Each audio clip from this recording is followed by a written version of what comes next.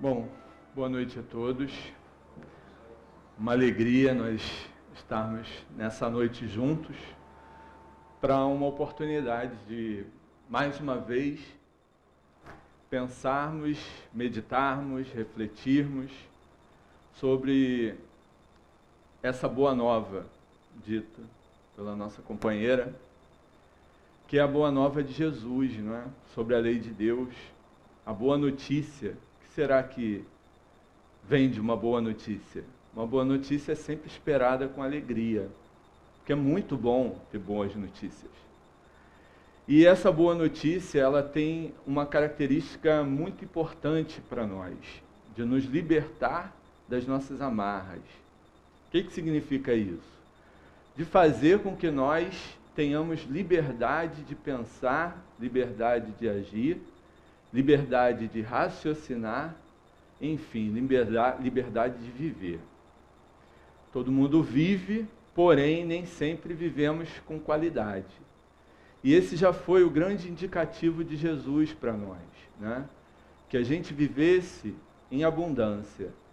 E viver em abundância é viver com qualidade. Nessa noite, onde fomos convidados para falar do Livro dos Espíritos, isso aqui é só um fascículo do Livro dos Espíritos, tá? Sobre a justiça da reencarnação. A gente, às vezes, tem dificuldade de aceitar a reencarnação. Porque parece que o Espiritismo, por estar se tornando cada vez mais conhecido, né? Saindo daquela ideia errônea de outras crenças, ou daqueles que nem conhecem o Espiritismo, de que seria uma doutrina do demônio, enfim, por não ser a doutrina convencional onde as religiões se apoiaram, muitas vezes fica difícil de entender o processo da reencarnação. E logo no início, os Espíritos dizem para nós que todas as provas que nós atravessamos aqui na Terra, né, são os meios que Deus nos fornece para alcançarmos a perfeição. Bom, foi o Espiritismo que deu uma outra visão sobre Deus para nós. Tirou justamente a visão do Deus punitivo, do Deus parcial, do Deus que nos castigava por um erro qualquer cometido. Nos deu um Deus que é Pai, soberanamente justo, bom, que nos ama acima de qualquer coisa. E que nós somos criaturas de Deus. Então, quando a gente reflete, né, que todas as provas que nós atravessamos aqui na Terra são meios pelos quais Deus nos ofereceu a oportunidade de crescermos, de chegarmos aonde todos nós, sem exceção, chegaremos um dia, que é a perfeição, cabe a nós nos questionarmos: será que nós estamos satisfeitos com as provas que nós temos atravessado aqui na vida? Todos nós sabemos que viver na Terra não é um processo muito agradável, né? A todo instante nós somos testados com relação à paciência, à tolerância, à compreensão, com o Espiritismo, a caridade. E não tem sido muito fácil praticar a caridade na Terra, não é? Porque a caridade verdadeira é aquela que não espera retorno. O caminho que a gente está empreendendo para amar incondicionalmente, sem condição. Por enquanto, a gente ama quem ama a gente. A gente faz para quem vai agradecer, não é? Nós não temos ações, e sim temos reações. E é um aprendizado para todos nós. Quando a gente descobre que todo esse processo que a gente está aqui atravessando foi um processo escolhido por Deus para que nós crescêssemos, já de antemão, pela informação que a doutrina traz sobre Deus, nós deveríamos nos sentir felizes, não é? Felizes por estar atravessando uma gama de provas que tem uma finalidade de nos levar à perfeição, ou seja, de sermos felizes. Mas, por que nós não nos sentimos completamente felizes com o nível de provas que nós atravessamos?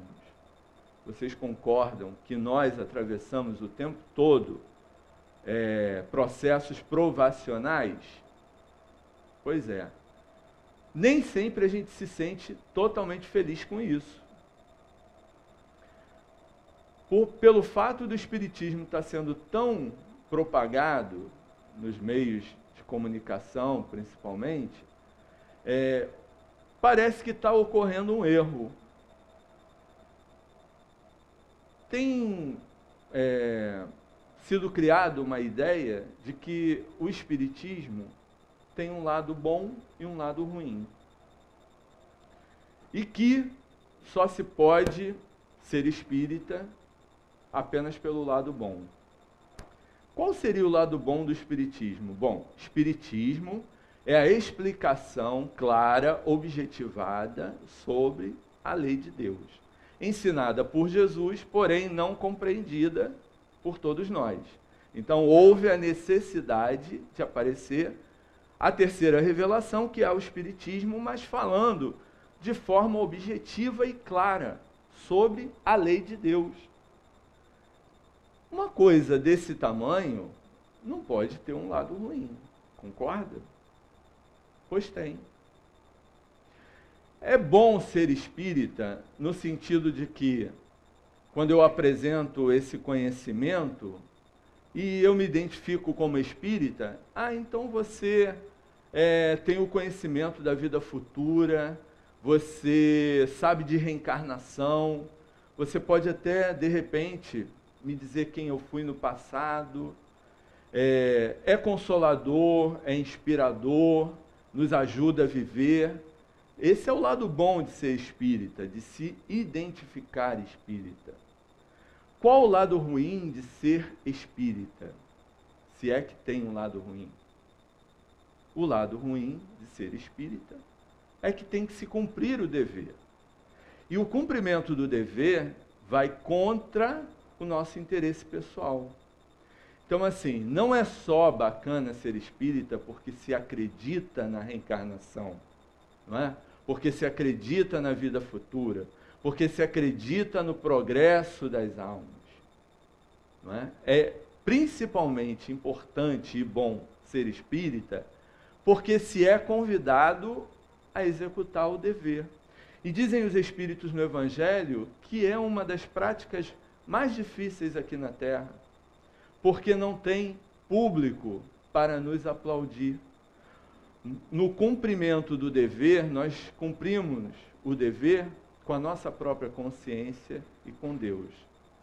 Então já é um processo a ser pensado, não é? Eu quero ser identificado como espírita pela parte boa ou pela parte ruim, entre aspas. Quando a gente estuda sobre reencarnação, e aí a gente precisa entender que é a única parte da doutrina espírita que Kardec fala como sendo um dogma.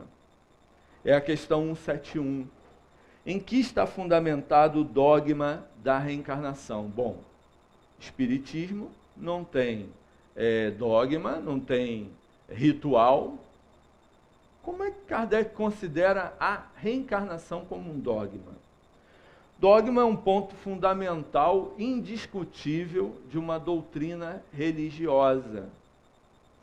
A gente, quando pensa nesse aspecto, tudo que se fala em Espiritismo advém do ponto fundamental de considerar a pluralidade das existências, a oportunidade que se tem de retorno para se dar continuidade ao aprendizado, à complementação das provas e à quitação dos débitos adquiridos com a lei.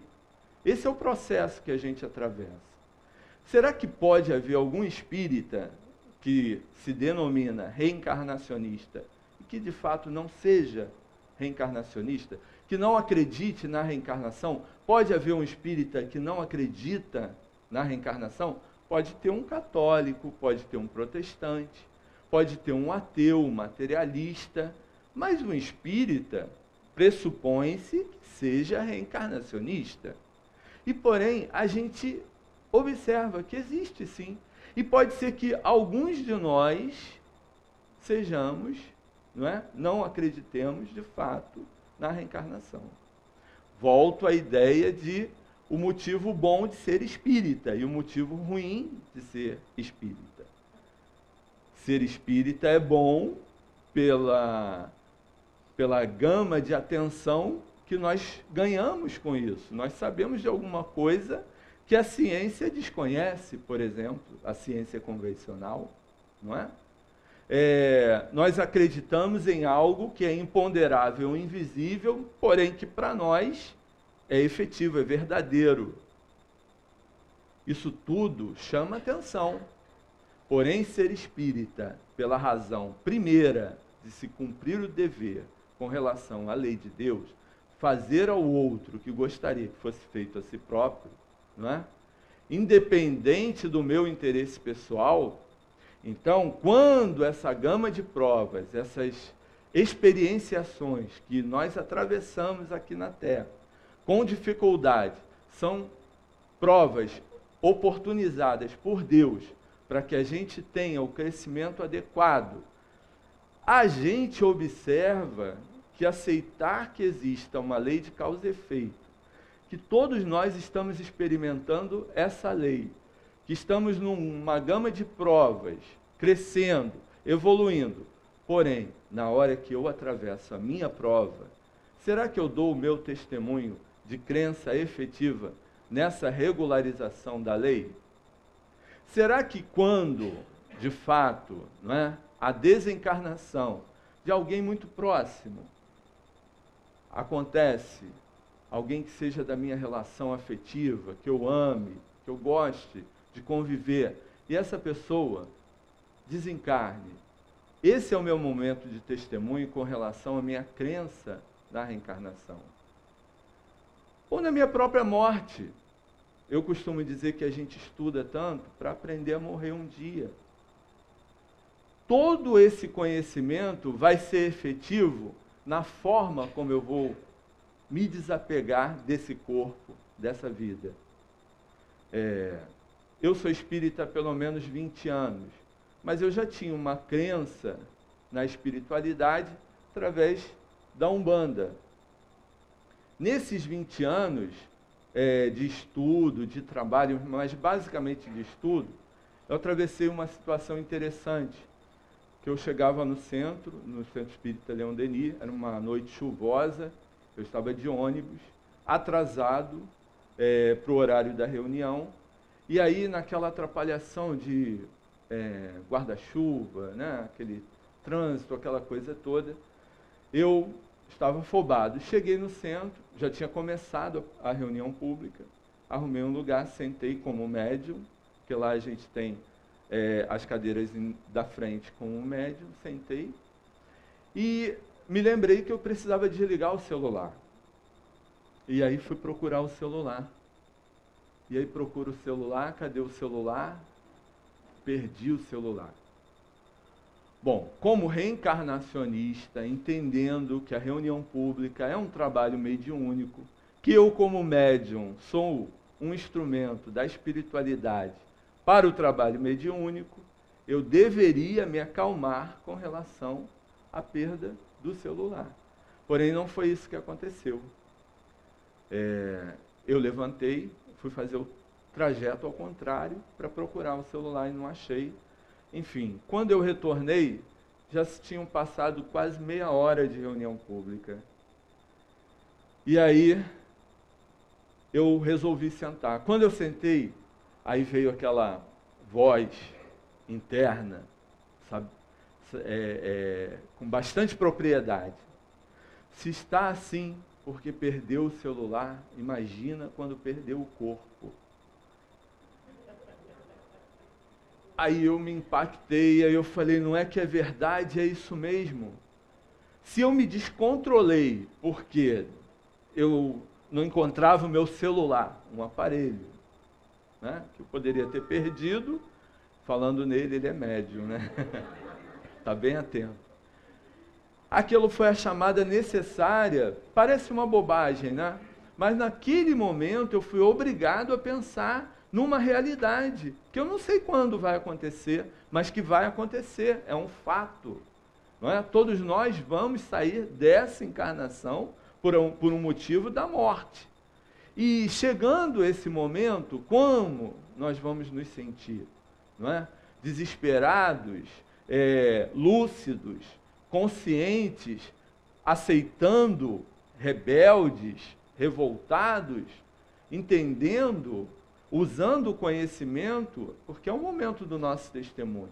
Então, enquanto a gente divulga, enquanto a gente fala, nós estamos falando em teoria, porque a prática é o testemunho próprio.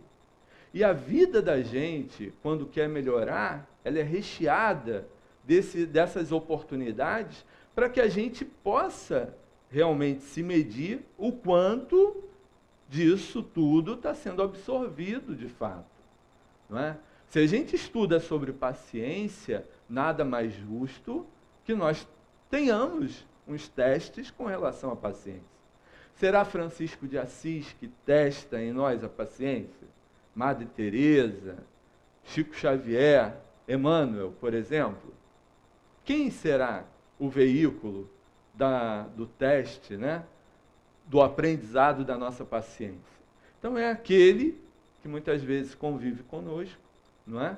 E que, distraidamente, por ignorância, nos cobra determinadas atitudes, não é? E muito será cobrado a quem muito foi dado. Não foi isso o anunciado do Cristo?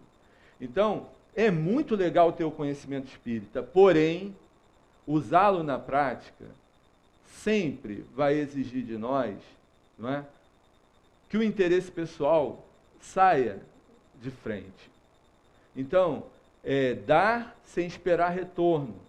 É fazer aquilo que realmente, muitas vezes, vai faltar para a gente.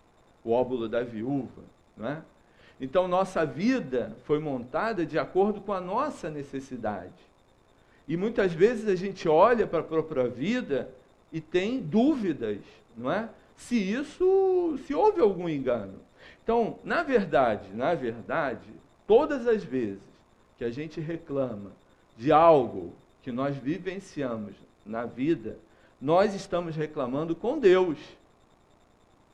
Por quê? Porque Ele nos oportunizou escolher, não é? Fazer escolhas e nos permitiu a oportunidade do livre-arbítrio da gente poder construir o nosso próprio destino. Então, assim, se a lei é de progresso, se hoje não está bom, é porque é sinal de que ontem foi bem pior. Não é? E se hoje eu tenho tendências que demonstram, não é? Que identificam de onde eu vim, eu preciso começar a pensar para onde eu vou. Senão, eu vou dizer que todo esse conjunto de situações que eu vivencio hoje é uma baita injustiça de Deus, não é? Porque eu não merecia. A gente não repete muito aquela frase? Ninguém merece.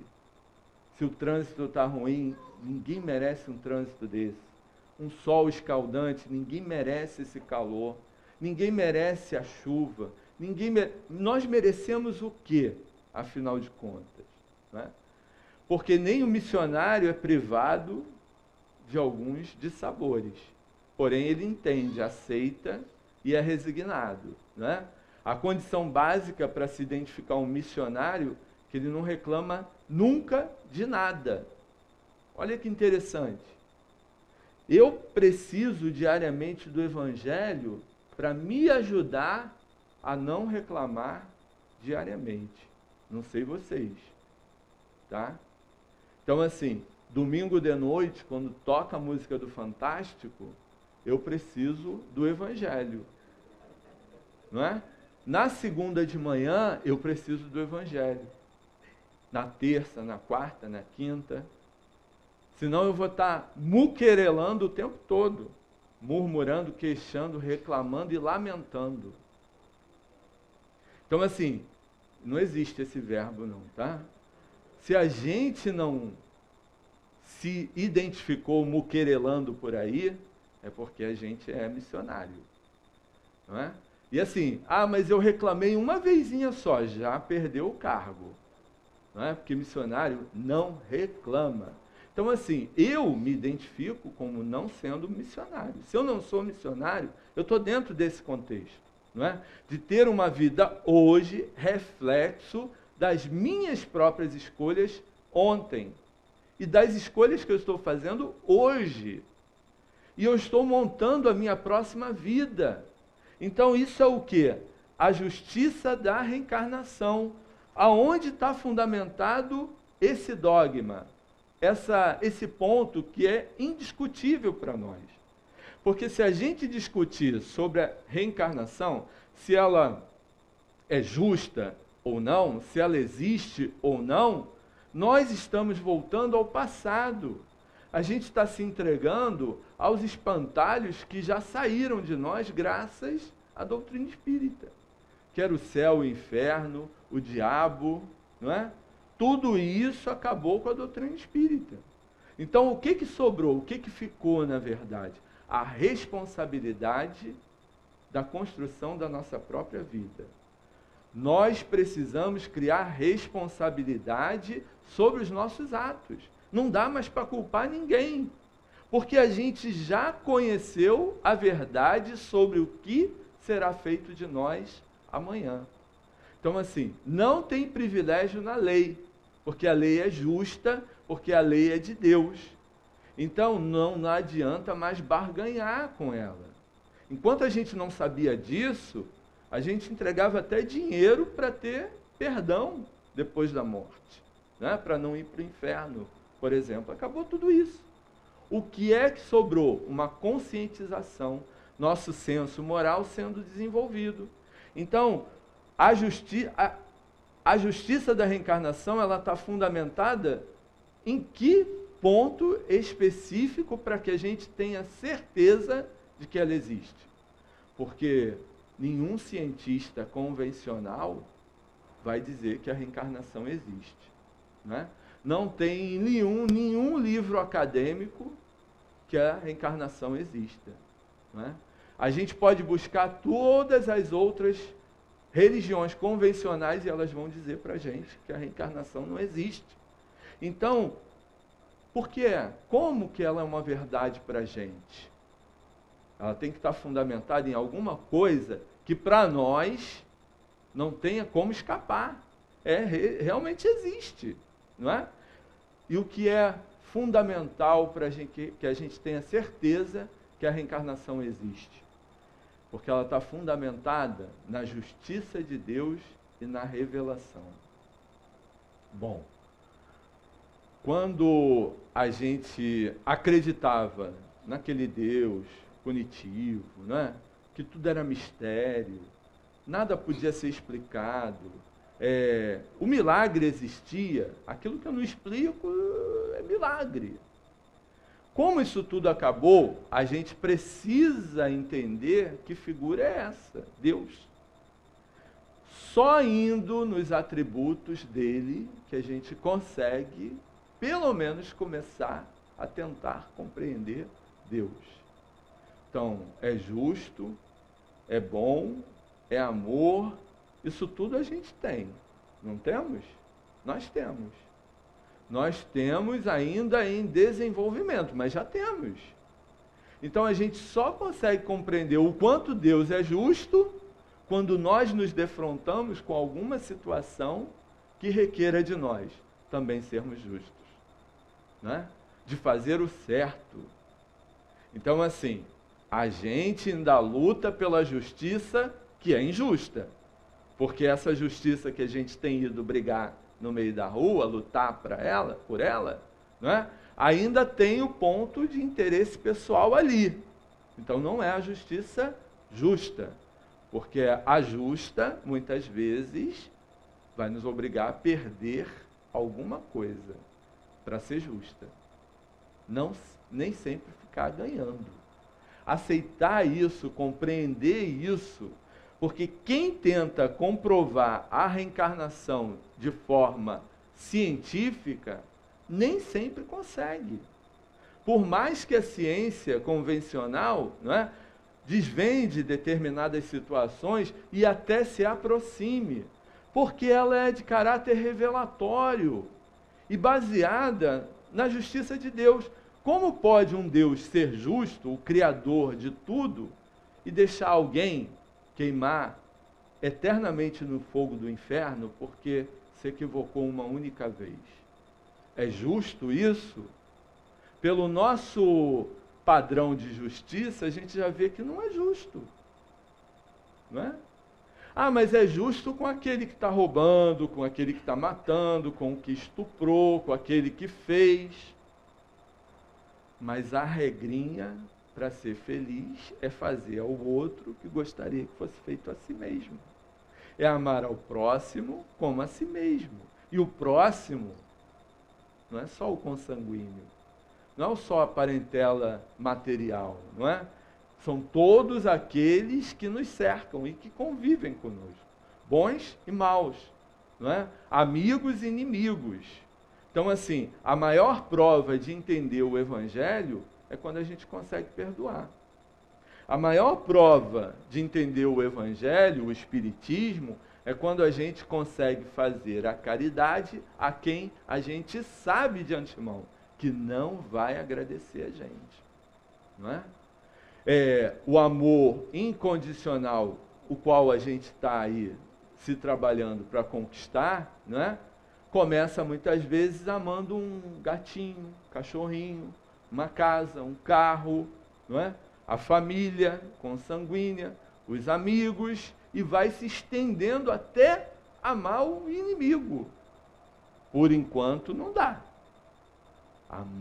Perdão aos inimigos, amar os criminosos, aqueles que nos fizeram mal, pois é com esses que a gente consegue comprovar de fato se isso tudo aqui que a gente estuda é real.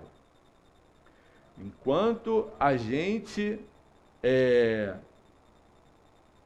se torna espírita teórico, é uma fase da nossa vida, não é?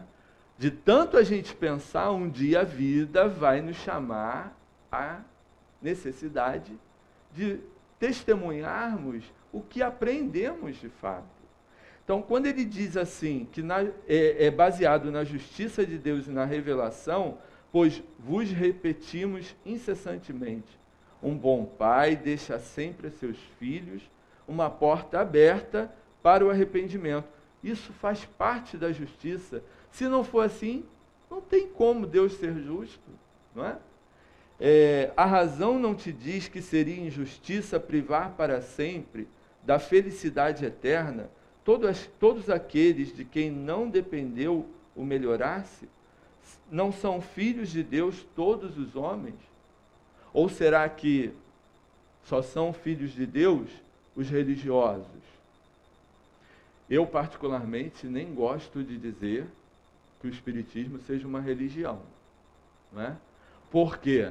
Porque aqui na Terra a gente tem uma tendência a, quando se intitula religioso, a gente constrói barreiras, muros, não é?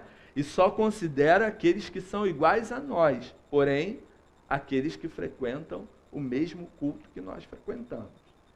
O Espiritismo é uma doutrina de caráter religioso, a religiosidade que está dentro da gente, não é?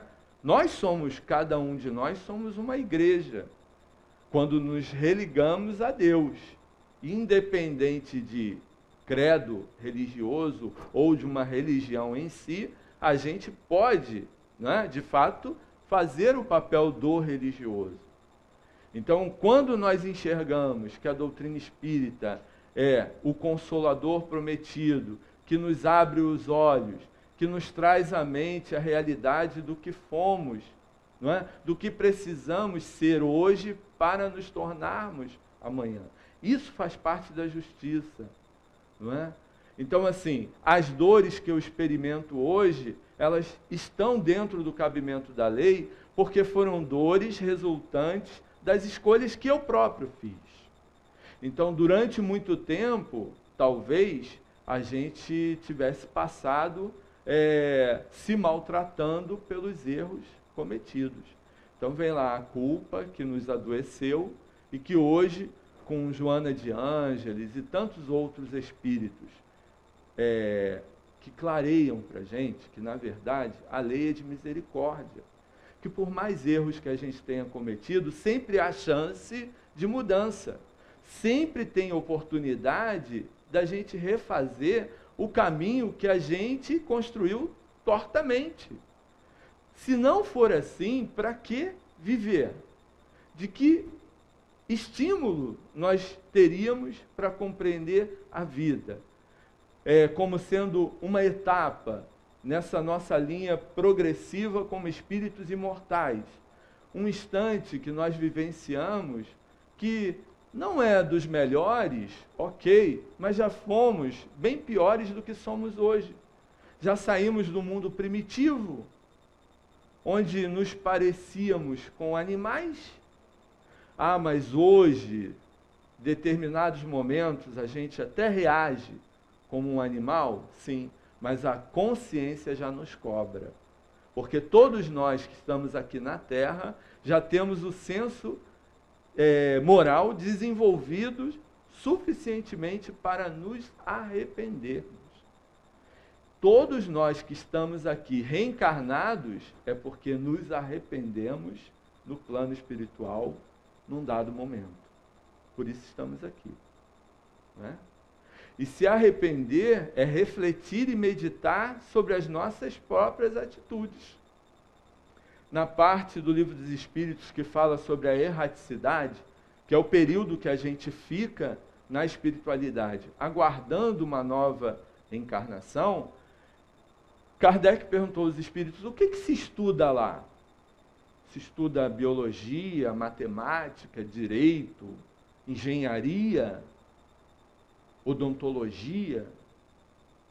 Os espíritos disseram, o espírito estuda sobre a sua própria vida, o que fez, o que se arrepende, assiste palestra daqueles que já venceram as etapas, nisso vai montando o seu caminho.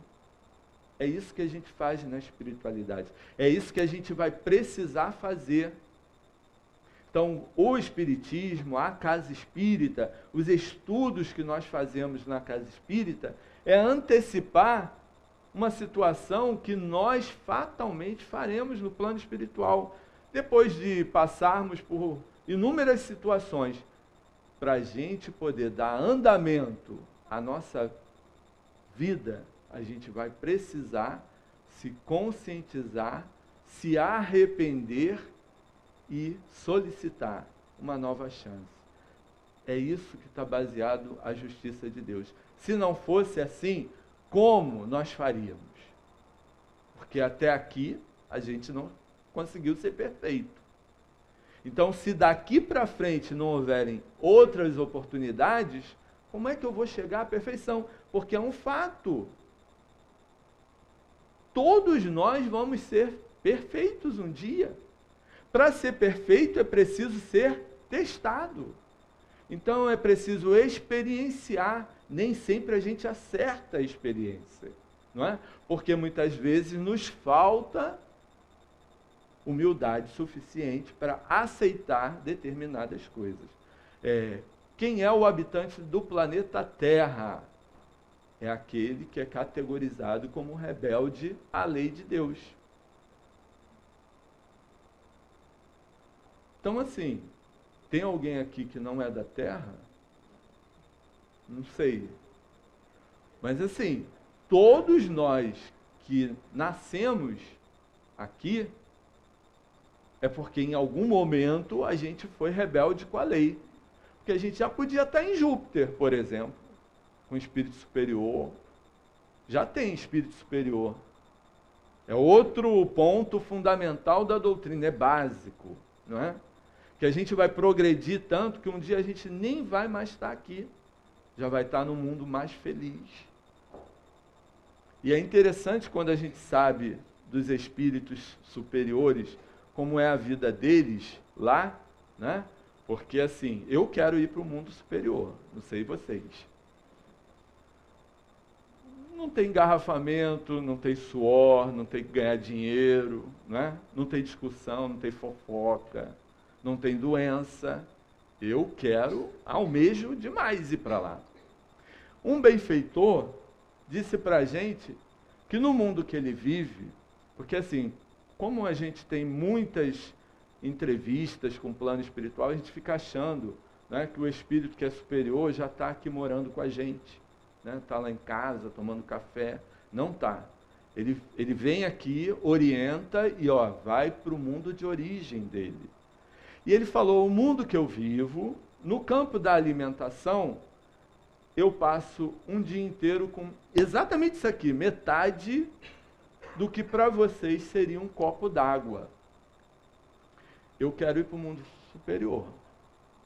Mas, nesse quesito alimentação, passar um dia inteiro sem comer alimento sólido, né? Bom, a gente até faz um esforço para estar no mundo superior, a gente fica 12 horas para fazer um exame de sangue. Não sei vocês, eu fico revoltado. Aí que dá fome, dá vontade de comer, né? Mas não pode. Você não segura? Vai fazer uma cirurgia, segura 24 horas, com boa vontade, tolerância. Não tem problema, eu aguardo. Irritado, balança o pé. Não deu hora não para comer? Não está na hora não? Bom, um dia com isso aqui. Para estar lá no mundo, eu faria um esforço. No dia seguinte, eu não sei se eu ia estar com o mesmo bom humor, né? E olha, é um mundo superior, aonde eu quero ir. Então, assim, eu estou apto a viver no mundo superior pelo aspecto da alimentação? Não. Só pelo aspecto da alimentação, né? E ele ainda disse assim, que lá nesse mundo, os habitantes nem se atrevem, esse atrevem é da minha parte, nem se atrevem a ter um pensamento desequilibrante. Porque se pensar desequilibrado, fica cinza a testa. Pois não, oi, bom dia, né? Pela alimentação já ia ficar negra a testa. Então assim, eu não posso viver lá agora. Mas eu almejo ir para lá. Mas para eu ir para lá, eu tenho que aceitar, ser obediente e resignado nessa vida que eu me encontro, terra. Então, assim, ser traído, não por a esposa, ser traído, né? Ter decepção, remorso, melancolia, medo, insegurança, tudo isso são matérias que a gente está, né, se trabalhando para esse nosso curso de espírito superior. É aqui que a gente vai se melhorar mesmo, né? Mas só vamos nos melhorar quando formos obedientes e resignados. Porém, aceitar a nossa condição. Então, assim, se a gente é classificado como espírito rebelde, por isso que a gente não foi para Júpiter, por isso que a gente está em planeta Terra, cabe a nós que descobrimos a doutrina espírita, que está o tempo todo dizendo para nós, não é? Quais são as oportunidades que a gente tem de vencer a nós mesmos, não é? Ainda que o mundo esteja contra nós, mas que a gente esteja em paz com a nossa consciência em relação a Deus, porque é esse o selo de garantia, fazer o certo, não é? Tanto é que quando se faz o certo, se vai para a televisão, porque parece anormal.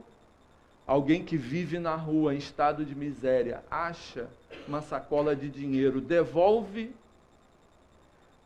aí vai para o programa de domingo, ganhar medalha, né? Honra ao mérito. Tem alguma coisa demais nisso? Não deveria ter. Tem porque a gente fez o contrário, né? Então parece que o certo é o errado. Na verdade, se a gente acha um dinheiro, a gente não tem que ficar. Ah, mas quem perdeu nem sabe que perdeu. Pois é, mas é teu. Você trabalhou para conquistar. São situações pequeninas que vão dizendo quem nós somos. Por isso que a gente mora aqui. Em março ou abril, que é a entrega do imposto de renda. Abril, né? Então, todo ano em abril, a gente tem uma grande oportunidade de provar para a nossa consciência que nós aprendemos a lição. Que a gente já está querendo ir para o mundo superior, né? Aceitar o que é de César. Se César diz que é tantos por cento para o leão, mas ninguém vive aqui se não... Pois é. Então, assim, tem coisa que a sociedade não condena, porém, a lei de Deus nos faz permanecer aqui, reencarnando aqui, justamente.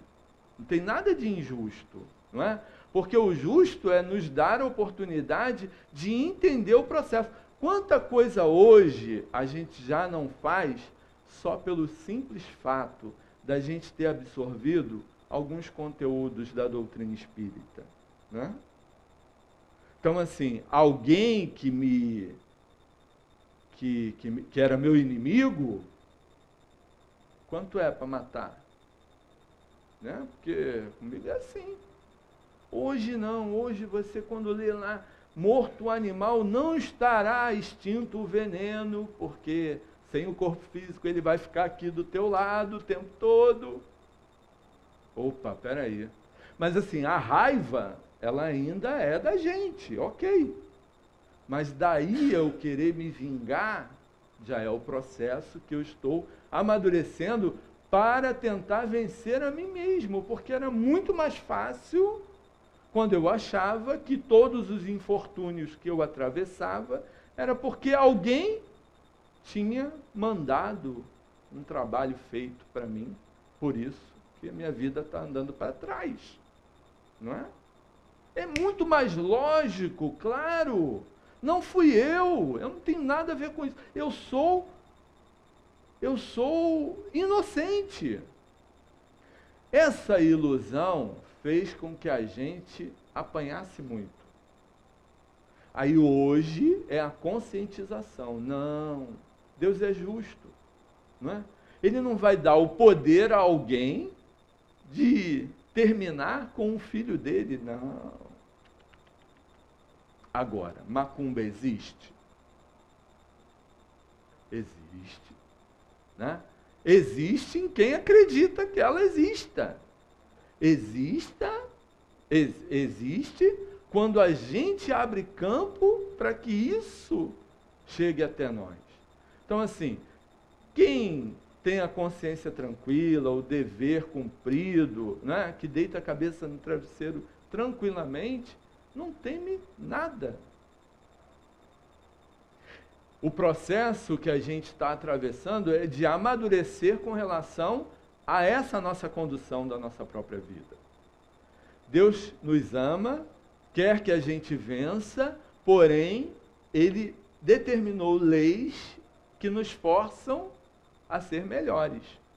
Então, lei de sociedade, lei de trabalho, de reprodução, de destruição, de justiça, de amor e caridade. Não está tudo isso só no livro dos Espíritos, não. Está na nossa vida prática. Não é? Por nós não sabermos lidar com essas situações que são necessárias e que vêm de Deus, não é? É que a gente está sendo experimentado o tempo todo. nessa noite, o recado é para que a gente entenda que é assim, uma verdade que atravessa a nossa vida. Nós não sofreremos eternamente por um erro cometido. A gente vai ter, como está tendo e como já teve, inúmeras oportunidades de mudar o nosso quadro. A gente não muda de uma hora para outra, não é? Por isso que a gente tem o infinito pela frente. Porque vencer uma dificuldade muitas vezes leva muito tempo. Até para se conscientizar que tem a dificuldade muitas vezes. Então seria injusto que a gente vivesse uma vida material que é perecível de 70, 80, 90, 100 anos, não é? E que não conseguisse praticar o perdão a uma pessoa, pelo menos. E às vezes a gente passa uma existência inteira sem conseguir perdoar alguém que foi errado conosco. Então a vida nos dá oportunidades. E Deus é justo, por isso que nos oportuniza a reencarnação, que é um fato para todos nós, né? De aceitarmos a nossa condição de espíritos imperfeitos a caminho dessa perfeição. Então, cada dia um pouquinho, cada hora uma aceitação, nem que para isso, muitas vezes, um pranto, um ranger de dentes, possam nos forçar a enxergar a presença de Deus na nossa vida. Então, que Jesus possa nos abençoar e que a gente possa conseguir ser forte e corajoso de enfrentar a nós próprios. Graças a Deus.